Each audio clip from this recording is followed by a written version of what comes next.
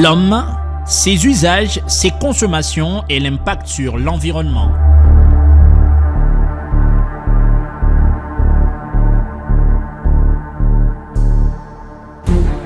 Au XXIe siècle, la révolution industrielle a conduit l'humanité à une surconsommation, une course effrénée qui passe par l'usage excessif d'emballages, en majorité plastique, un composé issu des chaînes polymères d'hydrocarbures.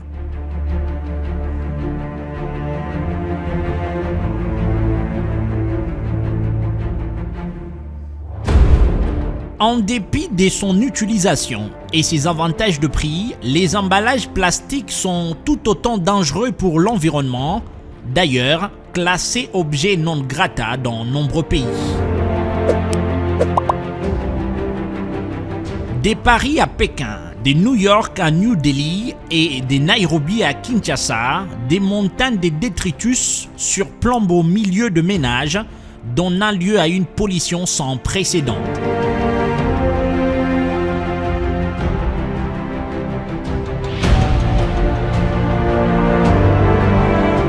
Comme les autres métropoles, Kolwezi, pourtant capitale mondiale du cobalt, est également frappée à plein fouet par ces phénomènes, la pollution des déchets plastiques.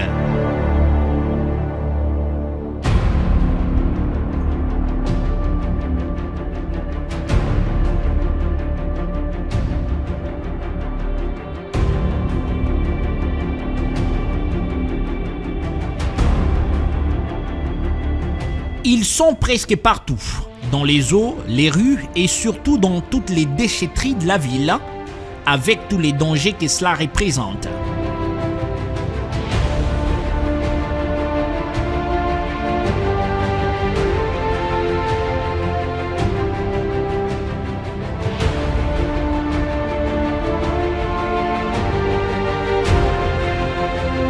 Ici, le plus répandu sont les polypropylènes et polyéthylènes, utilisés pour les emballages alimentaires à usage unique, mais plus souvent, ils finissent dans notre organisme. Banza et Mwangala sont habitants des Kolwezi. Ils ignorent cet aspect.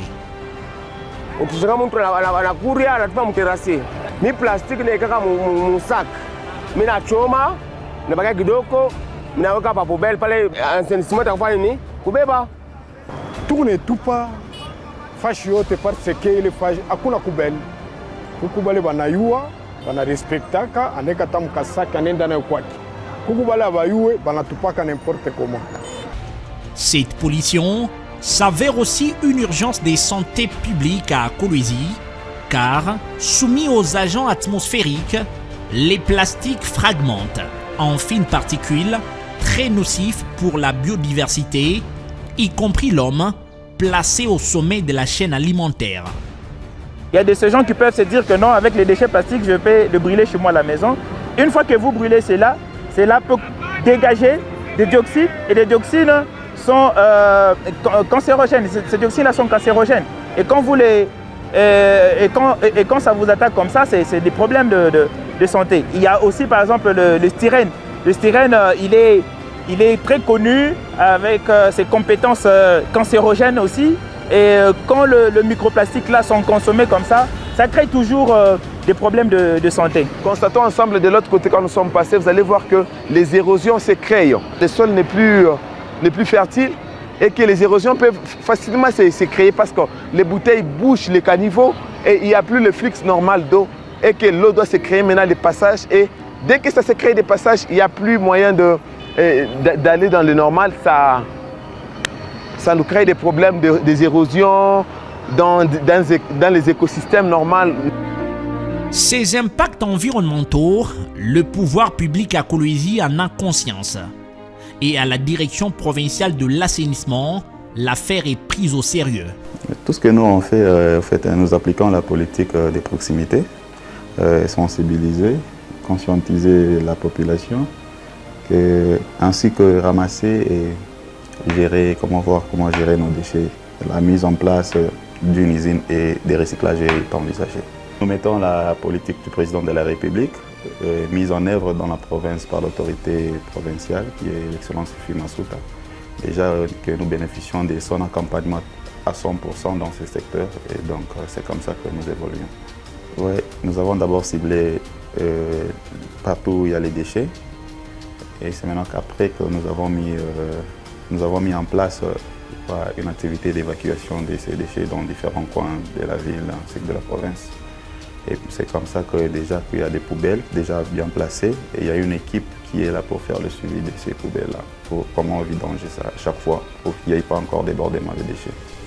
Déjà, quelques actions sont menées dans le but d'endiguer le phénomène responsable de la propagation des maladies hydriques. Quand on sensibilise quelqu'un, on remet, c'est comme si on frappait à sa conscience. Tant qu'on frappe à sa conscience, il y a quelque chose qui bouge en la personne et il se dit que non. Et tire attention à ça et à partir de ça, chaque jour quand nous le faisons de temps en temps, et c'est comme ça que ça entre dans les chefs des gens. Pour mieux comprendre ce qui se passe, allons au lac artificiel Kabongo, envahi par des microplastiques. Toutefois, la population ne s'empêche d'y pêcher le poisson. Cela dit, conformément aux objectifs de la COP, réduire sensiblement les émissions mondiales des gaz à effet de serre des 40 à 70% d'ici 2050, des investissements dans des projets de recyclage, des traitements des déchets et des bonnes pratiques environnementales sont plus qu'évidents.